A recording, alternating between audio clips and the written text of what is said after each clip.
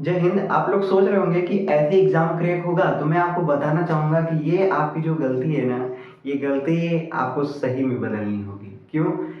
क्योंकि किसी भी एग्ज़ाम को क्वालिफ़ाई करने के लिए बहुत बड़ी चीज़ें नहीं बनानी पड़ती है, बहुत बड़ी इमारत हासिल नहीं करनी पड़ती है, बहुत बड़ी सिलेबस को कंप्लीट नहीं करनी होती है, बहुत ज़्यादा मेहनत नहीं करना होता है, बहुत ही कम मेहनत करना पड़ता है। लेकिन आप लोग के दिमाग में ये तो चलता है कि भाई इतनी कॉम्पिटिशन है, इतनी कम मेहनत में, इतने छोटे-छोटे स्टेप को फ़ॉलो करने पे क्या एग्ज़ाम क्वालिफ़ाई हो सकते हैं? तो मैं आपको बताना चाहूँगा एक विश्वास के साथ कि हाँ, चाहे बड़ा एग्जाम हो चाहे छोटा एग्जाम हो, अधिक से अधिक लोग इसी स्टेप को फॉलो करके एग्जाम को क्वालिफाई करते हैं। आज दुनिया में जितने भी लोग सफल हैं ना एग्जाम्स में, वो सभी लोग ऐसे ही छोटे छोटे स्टेप को फॉलो करके वो लोग क्वालिफाई हैं, ना कि बहुत बड़े बड़े स्टेप को फॉलो करके।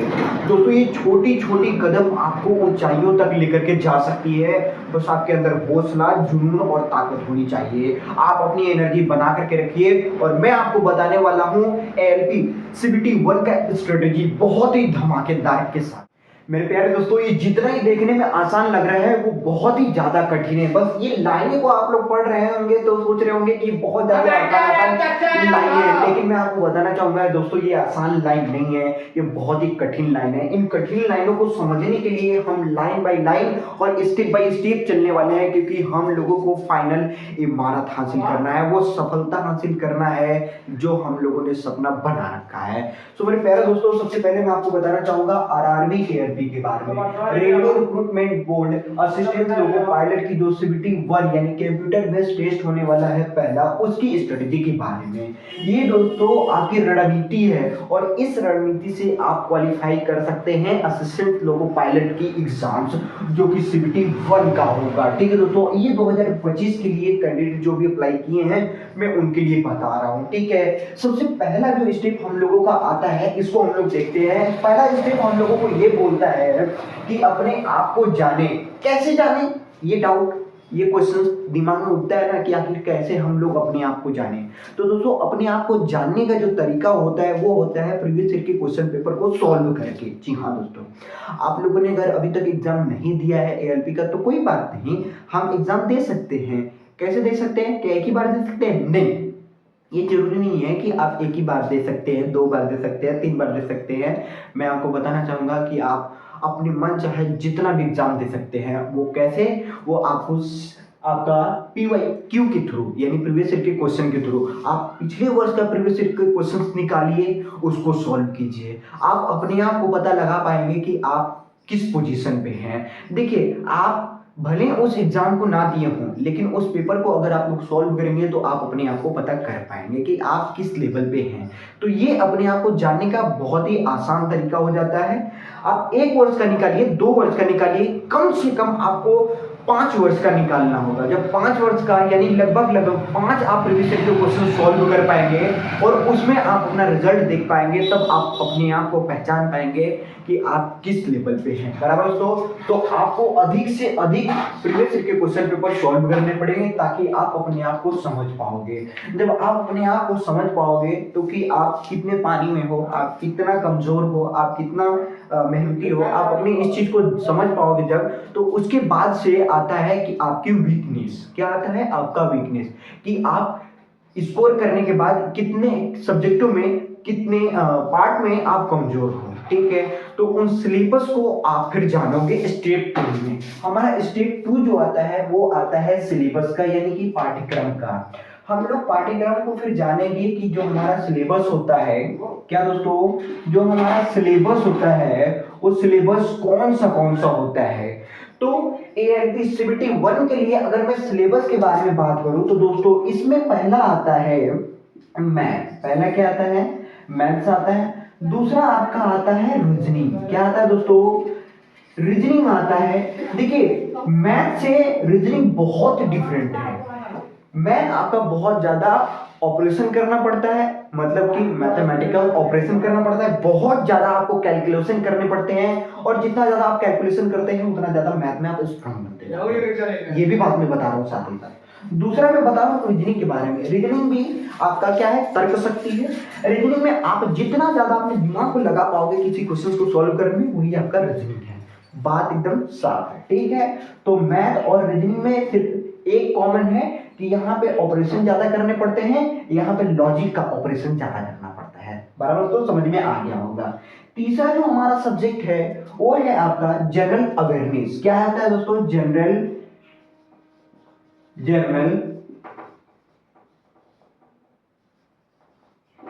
अवेयरनेस। स्पेलिंग पे मत जाइएगा, स्पेलिंग हो सकता है कि गलत हो। तो जनरल अवेयरनेस जो आपका आता है वो तीसरा सब्जेक्ट है।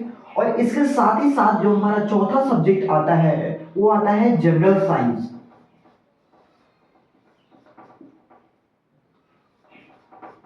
आपको दिखाई दे रहा होगा या नहीं दिखाई दे रहा होगा, लेकिन मेरी बात आपको सुनाई दे रही होगी कि हमारा पहला जो सब्जेक्ट है वो है आपका मैथ, दूसरा जो सब्जेक्ट है वो है रीजनिंग, तीसरा जो सब्जेक्ट है वो आपका जनरल अवेयरनेस है। वहीं पर last one of the list आपका जो चौथा आपका जो सिलेबस में से आता है वो जनरल साइंस आता है। जनरल साइंस से भी आपके कौन से चैप्टर से पूछे जाते हैं? तो देखिए, जनरल साइंस में भी आपके 3 सब्जेक्ट होते हैं। कौन कौन होते हैं? तो पहला होता है फिजिक्स, दूसरा होता है केमिस्ट्री, और तीसरा होता है आपका बायोलॉजी। क्या होता है दोस्तों? बायोलॉजी होता है। फिजिक्स, केमिस्ट्री एंड बायोलॉजी, इन तीनों से आपके क्वेश्चंस पूछे जाते हैं जनरल साइंस में। ये जो तीनों आपके सब्जेक्ट्स हैं ये आपके क्लास 10th बेसिस होते हैं। क्लास 10th बेसिस होते हैं। अगर आपने क्लास 10th अच्छे तरीके से पढ़ा होगा तो आप इस जनरल साइंस को बहुत ही अच्छे तरीके से आप कवर भी कर पाएंगे। बहुत ही इंपॉर्टेंट हो जाता है इन टॉपिक को समझना। देखिए, मैं आपको एक बार फिर से बता रहा हूँ, जनरल साइंस को ये बहुत ही इंपॉर्टेंट हो जाता है ये समझना, क्योंकि हम लोग 10th क्लास पढ़ चुके हैं। और 10th क्लास जब हम लोग पढ़ चुके हैं तो सिर्फ और सिर्फ 1, 2, 3 बार रिवाइज करना होता है। जैसे आप 3 बार रिवाइज करेंगे आपका समझिए कि जनरल साइंस कंप्लीट। इसके लिए अलग से आपको नोट्स नहीं बनाने की जरूरत है, अलग से कुछ करने की जरूरत नहीं है, सिर्फ और सिर्फ आपको रिवाइज करने की जरूरत है। बराबर। तो उम्मीद है इस सिलेबस के बारे में भी आप लोग समझ गए होंगे। अब हम लोग स्टेप 3 में आते हैं। स्टेप 3 कहता है कि जब हम लोग सिलेबस जान जाते हैं तो अब हम लोगों को उस सिलेबस को पढ़ने की बारी आती है। तो दोस्तों, सिलेबस को पढ़ने के लिए हम लोग 2 माध्यम को अपना सकते हैं। पहला है कोचिंग। अगर आपके शहर में, आपके गांव में, आपके मोहल्ले में, आपके कस्बे में अगर कोई कोचिंग है, वो कोचिंग अच्छा चल रहा है तो आप उस कोचिंग को ज्वाइन कर सकते हैं। अगर आप कोचिंग को ज्वाइन नहीं कर रहे हैं, यदि आपके पास स्मार्टफोन है तो आप ऑनलाइन पढ़ाई कर सकते हैं, यानी कि सेल्फ स्टडी आप कर सकते हैं। देखिए, ये कोई मैटर नहीं रखता है कि जो बच्चा कोचिंग पढ़ता है उसी का सिलेक्शन होता है और जो बच्चा सेल्फ स्टडी करता है उसका सिलेक्शन नहीं होता है। या फिर इसको अगर हम उल्टा कहें कि जो बच्चा सेल्फ स्टडी करता है उसी का निकलता है, जो बच्चा कोचिंग करता है उसका नहीं निकलता है, ये बिल्कुल गलत बात है। और ये जो भ्रम में जी रहे होते हैं लोग ना, तो मैं उनको क्लियर करना चाहता हूं कि अगर आपको सेल्फ स्टडी करने की शक्ति है तो आप सेल्फ स्टडी करके भी निकाल सकते हैं। अगर आपको सेल्फ स्टडी करने में थोड़ा सा ज्यादा मेहनत लग रहा है तो आप कोचिंग करके भी निकाल सकते हैं। लेकिन साथ ही साथ आपको दृढ़ संकल्प और सेल्फ बिलीफ होना चाहिए। अगर खुद पे विश्वास आपको होगा ही नहीं कि मैं सेल्फ स्टडी करके निकाल पाऊंगा या ज्यादा से ज्यादा प्रैक्टिस करके निकाल पाऊंगा, तो आप हार जाएंगे। ये हारना आपका तय हो जाएगा, क्योंकि अगर आपका विश्वास कमजोर हुआ तो समझ लीजिए कि आप युद्ध भूमि में लड़ नहीं पाएंगे। देखिए, युद्ध भूमि में ये जरूरी नहीं है कि आप बलवान होंगे तभी लड़ पाएंगे, आप कमजोर होंगे तो भी लड़ पाएंगे। कैसे लड़ पाएंगे? आपकी बिलीफ सिस्टम स्ट्रॉन्ग होनी चाहिए। अगर आप विश्वास के साथ उस जंग में गए हैं ना, उस जंग में अगर आप गए हैं तो एक दहाड़ लगाने से भी आपको मैं बता रहा हूं सफलता मिल सकती है। समझ में आ रही है बातें? समझ में आ रही है बातें? तो चलिए हम चलते हैं स्टेप 4 में। स्टेप 4 हम लोगों का कहता है, स्टेप 4 कहता है कि मॉक टेस्ट लगाइए, प्रैक्टिस सेट लगाइए। मॉक टेस्ट जितना लगाएंगे उतना ज्यादा परफेक्ट बनेंगे, प्रैक्टिस सेट जितना लगाएंगे उतना ज्यादा आप अपने आप को जान पाएंगे कि आप किस लेवल पे हैं। इस लेवल को जानने के लिए हम लोगों को एक माध्यम जरूर अपनानी पड़ेगी, वो है बुक्स का। ठीक है, देखिए, अगर आप कोचिंग पढ़ रहे हैं तो भी आपको बुक की जरूरत पड़ेगी, ऑनलाइन पढ़ रहे हैं तो भी आपको बुक की जरूरत पड़ेगी प्रैक्टिस के लिए। ऑनलाइन भी हर वो सुविधा दे तो सकता है, ऑनलाइन हर सुविधा तो दे सकता है, लेकिन आपको खुद से भी जो सालों से, वर्षों से चले आ रहे हैं किताबें, उनका भी तो सहारा लेना पड़ेगा ना। क्या ऑनलाइन जो पढ़ा रहे हैं वही आपका आएगा? नहीं, मैं कहता हूं वो भी तो आएगा ही आएगा, लेकिन जो बुक्स सालों से चले आ रहे हैं उनका भी आपको सहारा लेना पड़ेगा, क्योंकि इस नए जमाने में, इस नए प्लानिंग के साथ अगर आप पढ़ाई कर रहे हैं तो समझ जाइए कि आपको उस पिलर का सहारा लेकर के ही अगले पिलर पे चढ़नी पड़ेगी, बराबर। तो इनका आपको सहारा लेकर के ही इसमें आगे बढ़ने पड़ेंगे। मॉक टेस्ट ज्यादा से ज्यादा लगाइए, मॉक टेस्ट लगाने के बाद प्रैक्टिस सेट ज्यादा से ज्यादा लगाइए, और मॉक टेस्ट से भी ज्यादा मैं कहूंगा कि प्रैक्टिस सेट लगाइए। मॉक टेस्ट अगर एक चैप्टर कंप्लीट करने के बाद आप एक भी लगाते हैं मॉक टेस्ट तो समझिए कि वो परफेक्ट है। लेकिन प्रैक्टिस सेट आपको सिलेबस कंप्लीट करने के बाद, या फिर सिलेबस कंप्लीट नहीं है कोई बात नहीं, हमने 2 चैप्टर पढ़ लिया, 3 चैप्टर पढ़ लिया, 4 चैप्टर पढ़ लिया, दिमाग को आगे बढ़ाने के लिए आपको क्या करना पड़ेगा, वहां पे आपको प्रैक्टिस सेट ज्यादा से ज्यादा लगाने पड़ेंगे, क्योंकि दिमाग को तेज करना है। और प्रैक्टिस सेट हम लोग लगाएंगे तो जो क्वेश्चन नहीं आ रहे थे उस क्वेश्चंस को भी हम लोग सॉल्व करना सीख जाएंगे। समझ में आ रही बात है? तो यहाँ पे आपको mock test and practice set ज्यादा से ज्यादा लगाने के लिए मैं कह रहा हूं, और साथ ही साथ पीवाईक्यू को भी लेकर के चलना है। देखिए ये मॉक टेस्ट अलग है, प्रैक्टिस सेट अलग है, पीवाईक्यू अलग है। समझ में आ रही बातें? अगला जो हम लोग का स्टेप आता है स्टेप 5। स्टेप 5 देखिए कहता है कि भैया आप तैयारी के टेंशन में कहीं दुबले पतले तो नहीं हो रहे हैं, आप तैयारी की टेंशन में कहीं बीमार तो नहीं हो जा रहे ना, आप तैयारी की टेंशन में कहीं एकदम थक करके बैठ तो नहीं न जा रहे हैं, या फिर स्ट्रेस नहीं न ले रहे हैं। अगर आप स्ट्रेस ले रहे हैं तो आप स्ट्रेस को दूर कीजिए, ठीक है। एकदम यही प्रण नहीं ले लेना है कि हमको इसके लिए एकदम जान गंवा देना है, ठीक है, ये प्रण नहीं लेना है। आपको उस तैयारी के साथ साथ स्टेप 5 कहता है कि खेलिए, कूदिए, मनोरंजन भी करिए भाई। आपको ये संकल्प लेकर के नहीं चलना है कि भैया हमारा जान भी चला जाए तो क्या हुआ, लेकिन हम CBT 1 में पूरा क्वालिफाई हो जाएंगे, नहीं, ऐसा नहीं प्रण लेना है, ठीक है। आपको खेलना भी है, मनोरंजन भी करना है, और कूदना भी है, सब कुछ करना है, अपने बॉडी पे भी ध्यान देना है, ठीक है। आपका बॉडी आपका ही जीवन है, ठीक है, इसको दूसरे के लिए समर्पित एकदम नहीं कर देना है। मतलब ये तो हमारा सपना है कि हम ALP में जाएं, CBT 1 को क्रैक करें, उसके बाद CBT 2 को क्रैक करें, CBAT को क्रैक करें, हमारा डॉक्यूमेंट वेरिफिकेशन अच्छे से हो जाए, उसके बाद आपका मेडिकल भी अच्छे तरीके से हो जाए। तो जब खेलेंगे, कूदेंगे, मनोरंजन करेंगे तभी तो आपका मेडिकल फिट हो पाएगा। लोग मेडिकल फिट तक भी क्या होते हैं, अनसेलेक्ट होते हैं, यानी वहां से भी आपका रिजेक्शन मिलता है, वहां से भी आप रिजेक्ट हो जाते हो। सोच लो, यहां तक आपका पॉइंट है। तो सिलेबस करना, कंप्लीट करना यही इंपॉर्टेंट नहीं है, इंपॉर्टेंट खेलना, कूदना और मनोरंजन करना भी है, क्योंकि आपका मेडिकल तक भी आपका रिजेक्शन होता है। मेरे शब्द थोड़ा सा इधर उधर हो जा रहे हैं, लेकिन आप लोग समझ पा रहे होंगे। अब हम आते हैं स्टेप 6 में। स्टेप 6 कहता है हमारा कि रिवीजन करिए। रिवीजन यानी कि दोहराइए, दोहराना, आप उसको दोहराइए जो चीजों आप लोगों ने पढ़ा है।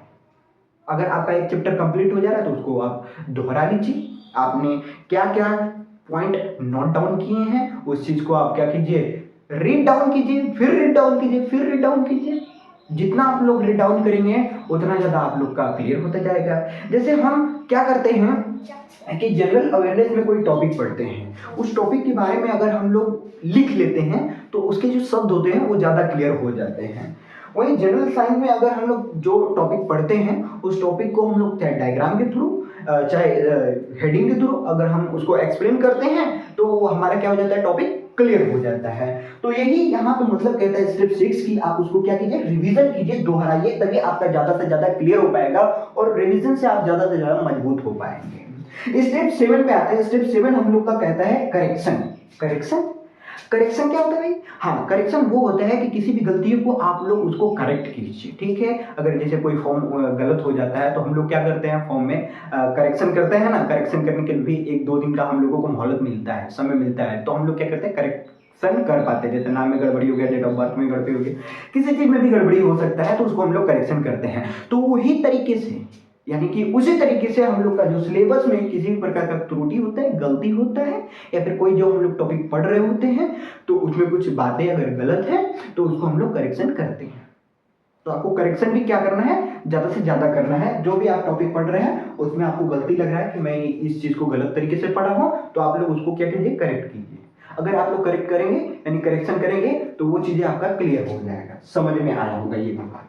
अब आते हैं हम लोग last one of the list step 8 में। स्टेप 8 कहता है, स्टेप हम लोग का 8 कहता है कि राइट डाउन ऑल करेक्शन। ये बातें तो मैं आप लोगों को बता ही दिया हूँ कि आपको जो भी करेक्शन देखने को मिलता है उसको आप क्या कीजिए, ज़्यादा से ज़्यादा सही करने की कोशिश कीजिए, और जितना ज़्यादा आप लोग सही करेंगे उतना ज़्यादा आपका क्लियर होते जाएगा, चाहे वो मैथ हो, चाहे वो रीजनिंग हो, चाहे वो जनरल अवेयरनेस हो, या फिर आपका जनरल साइंस हो। ये चारे सब्जेक्ट हैं, केवल 4 सब्जेक्ट हैं। इन 4 सब्जेक्ट से आपसे CBT 1 में एग्जाम लिए जाते हैं, टेस्ट लिए जाते हैं।